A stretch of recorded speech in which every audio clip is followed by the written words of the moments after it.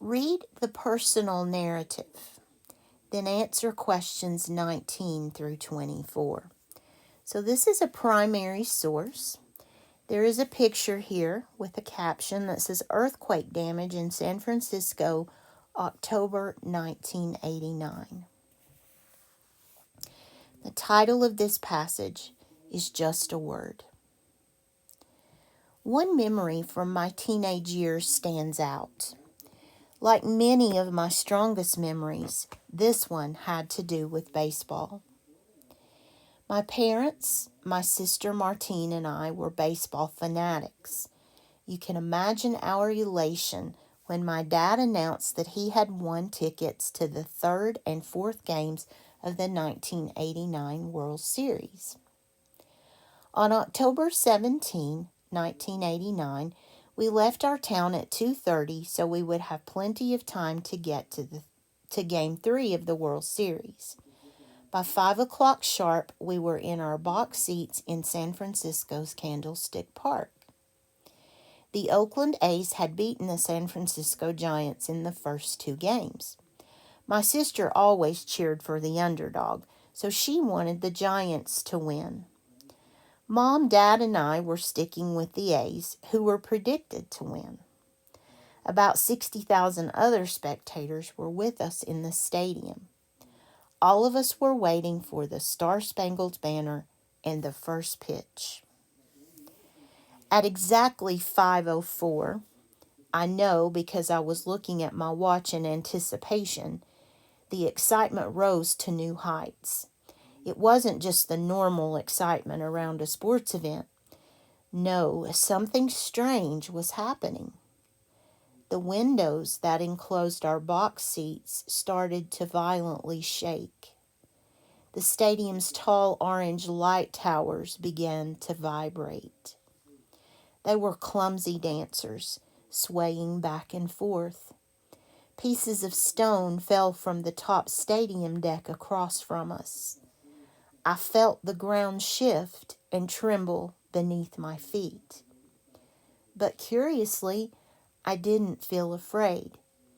It was more like a feeling of being in a movie theater, watching events from a distance rather than taking part in them. "What's happening?" shrieked Martine. She was as pale as a ghost. She was clinging to our mom. I realized that Dad's arms were tightly wrapped around me. Some of the nearby spectators had radios. The startled voices of news announcers shouted from the radios, "Earthquake! Earthquake!" Soon, the tremors stopped entirely. The players stood on the field. Some of their families had come from the stands to be with them. About half an hour later, we heard the announcement that the game was canceled. Our tickets would be honored whenever and wherever the World Series was continued. Then we joined the throng exiting the stadium. On our drive home, my calm demeanor crumbled. As I looked at the collapsed Bay Bridge, smashed vehicles, and giant cracks in the street, I started to shake uncontrollably. I realized how much damage the earthquake had caused. I wondered how many people had been hurt or had lost their homes. We were lucky to have survived without a scratch. We could find a way to help those not so lucky. "Are you all right, Lucy?" my mom asked. I could only nod. If I said anything, I knew I would start crying and not stop. Looking out the car window at the crippled city, I thought about how for me, and maybe for everyone in San Francisco on this day, earthquake would be more than just a word.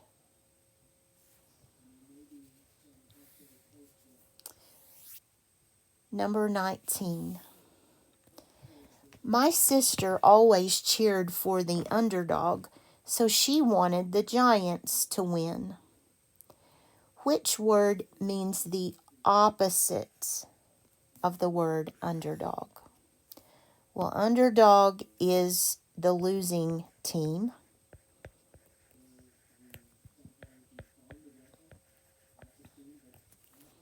So the opposite of that, of these choices, I'm going to go with D, the favorite.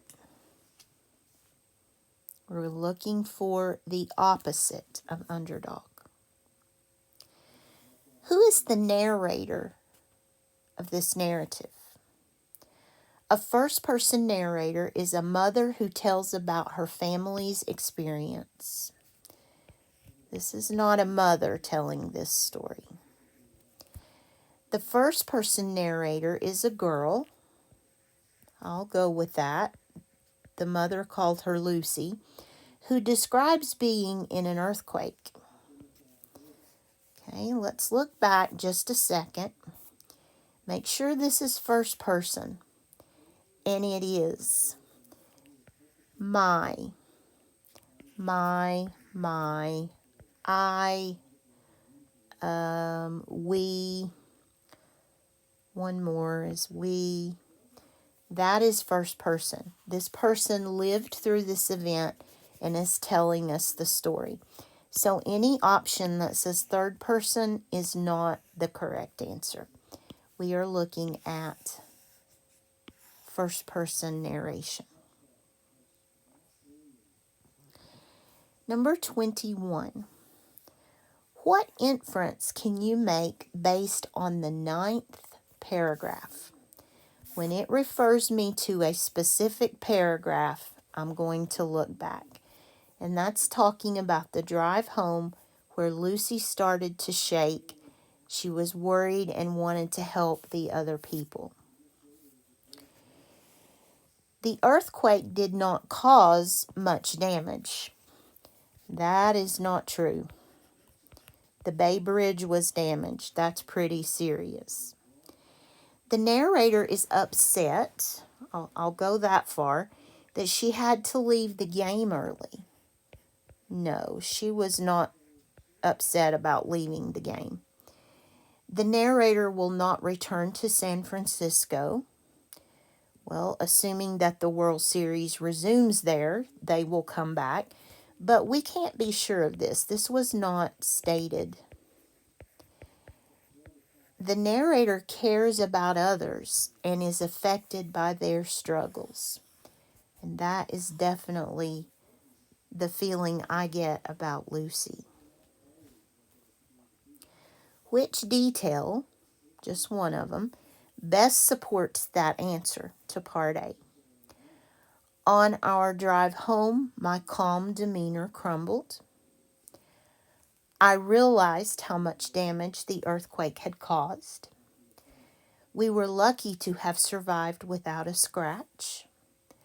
We could find a way to help those not so lucky. She cared about those folks and she wanted to help them.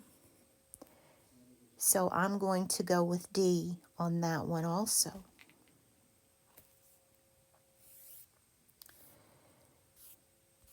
Number 22. Which theme best fits the narrative?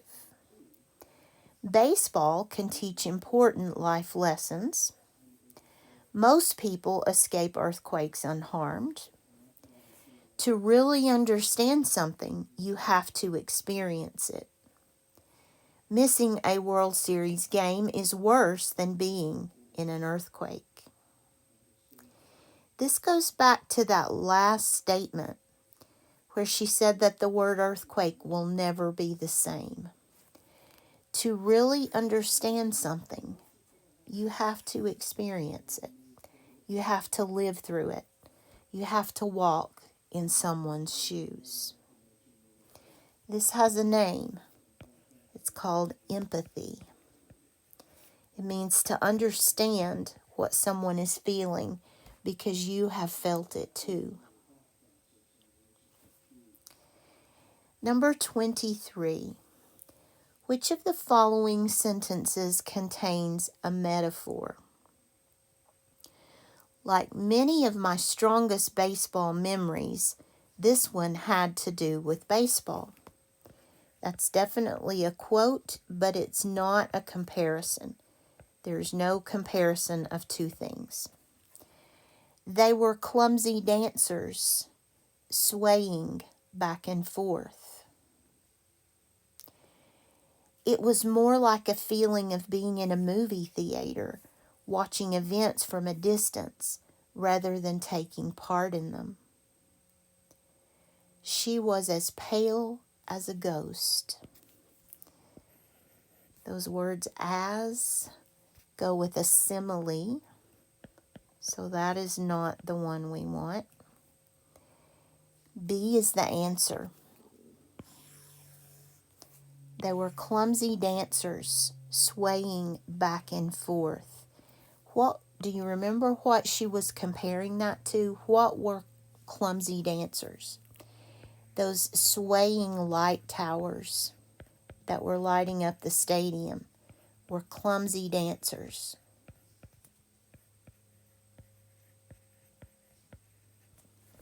That is your metaphor. And finally, which is the best summary for the narrative? Remember, with summary, you're looking for Goldilocks. You want it to be just right. Not too much, not too little, but just right. A family cannot agree on which baseball team to support when they attend a World Series game. That happened, but that's way too small. It doesn't even mention the earthquake. So this is way too small, too narrow. A girl shares her memory of what happened when an earthquake interrupted a World Series game. A World Series baseball game comes to a sudden stop because of an unexpected event. This is too narrow, too small, because it doesn't mention Lucy. There's nothing there about our main character. The narrator experiences an earthquake when she visits San Francisco for a special reason. Well, that's close, but I like B better because B is the best choice. It mentions a girl, and notice the word best is highlighted there. D is close. D could almost be it, but it's still just a little bit too narrow. B mentions the girl, which we know to be Lucy, and it's her memory. That's that first person narration. It mentions the World Series. It mentions the earthquake. That's the best option for a summary. That one is closest to just right. And that brings us to the end of part 1 of our practice test. I'm going to stop the video and we'll pick up with question 25 in the next article.